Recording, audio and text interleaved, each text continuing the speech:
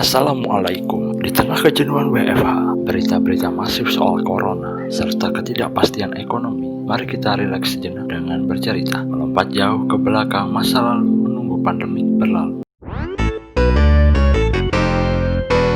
Setelah ditinggal si VV, Bapak kembali menawari saya motor baru. Pilihannya saat itu hanya seputar motor bebek. Sebenarnya jauh di lubuk hati saya pengennya motor laki kala itu. Tapi harga motor laki masih sangat mahal sekali. Saya bingung dan belum menentukan pilihan. Lalu suatu minggu siang sehabis nonton Dragon Ball di Indosiar, pindah ke RCTI nonton Kamen Rider Kyuubi. Ada adegan tokoh utamanya mengendarai skuter matic warna orange. Lucu dan keren dalam hati saya. Kalau nggak salah Honda Zoomer yang dipakai si tokoh utamanya. Dari situ saya ada inspirasi untuk menentukan pilihan masa depan saya. Akhirnya saya memutuskan untuk memilih motor matic. Usut punya usul, di kota kecil saya pada saat itu, motor matic masih sangat jarang atau bisa dikatakan langka. Apalagi pada saat itu merek motor Jepang yang jual motor matic cuma Yamaha kala itu. Lewat Yamaha Nuvo Z dan Mio. Akhirnya pilihan jatuh pada Yamaha Mio, varian sporty pakai velg cewek. Namun bapak masih belum percaya. Bahkan berkali-kali bapak nanya ke saya, "Temenan tole? Temenan sing iki?" Pertanyaan bapak bertubi-tubi bukan tanpa alasan.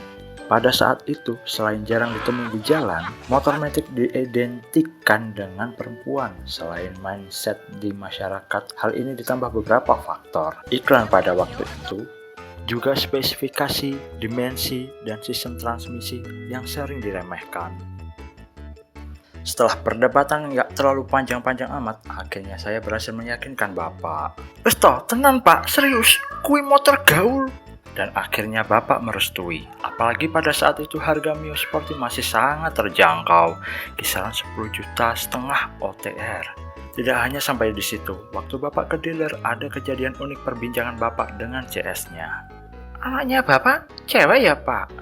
"Lanang mbak." "Loh kok iso? Kok motornya matic pak?" "Wah yo karepe bocah mbak, engko daripada gak keturutan tiwas." Beberapa minggu kemudian akhirnya yang dinyinyirin pun datang. Mio Sporty generasi ke-1 warna hitam strip versi 2 keapi-apian mendarat. Berbeda dengan VV dulu, kali ini saya benar-benar gak sabaran pengen nyiksa plus geber habis ini motor. Keesokan hari, sehabis subuh, niat jahat pun saya tunaikan.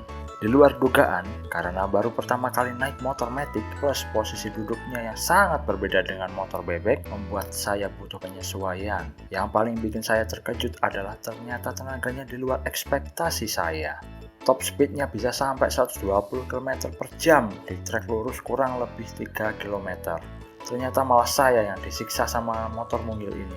Bobot ringan dipadu mesin 113 cc dengan karburator bongsornya ternyata ngeri. Setelah menunggu TNKB plus STNK turun, akhirnya si Meong, panggilan sayang saya, pun siap diajak ke sekolah. Di sekolah cuma ada 2 orang yang mengendarai motor matic. Saya salah satunya. Satunya lagi teman satu angkatan saya, tapi dia jarang pakai matic, kadang-kadang saja. Si Meong lumayan jadi pusat perhatian kala itu. Banyak sekali yang penasaran dan ingin coba si Meong. Bisa dibilang popularitas saya kalah sama ni Meong. Atau saya aja yang numpang popularitas dia. Namun ada beberapa yang julid-julidin, bahkan ya ada yang nyebut saya bencong.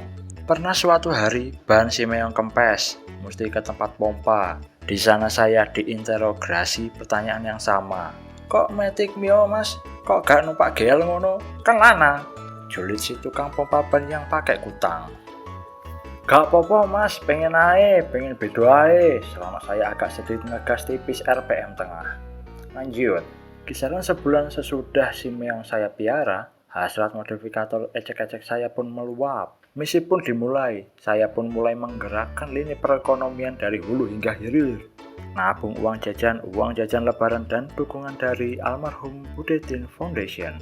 Pertama, saya membeli beberapa perlengkapan aparel yang menunjang penampilan, mulai dari jaket hitam polos, helm half face BMC hitam polos, kacamata Google, terinspirasi dari serial Kamen Rider Ryuki, lagi-lagi.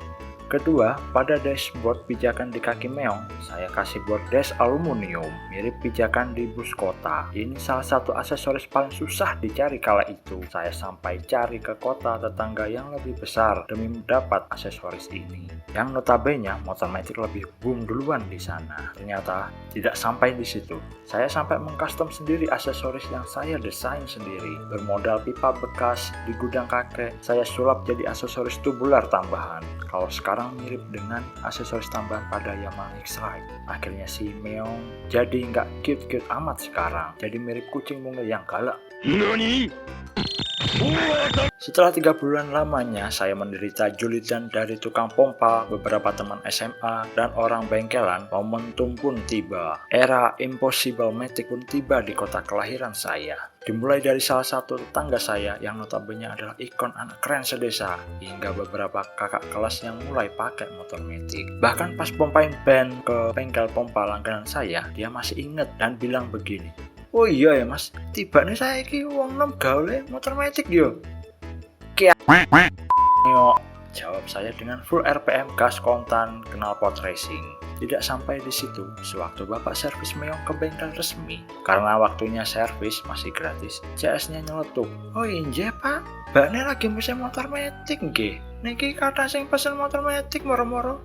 Laras putra kula berarti." Hahaha, cerita bapak sehabis pulang servis di meong. Dari semua motor yang pernah saya punya, si meong punya tempat paling spesial dan paling banyak cerita kelam, haru, horor, perjuangan, dan bahagianya. Mungkin akan bersambung di part cerita berikutnya. Motor ini adalah sebagian era perjalanan hidup saya yang sulit untuk dilupakan.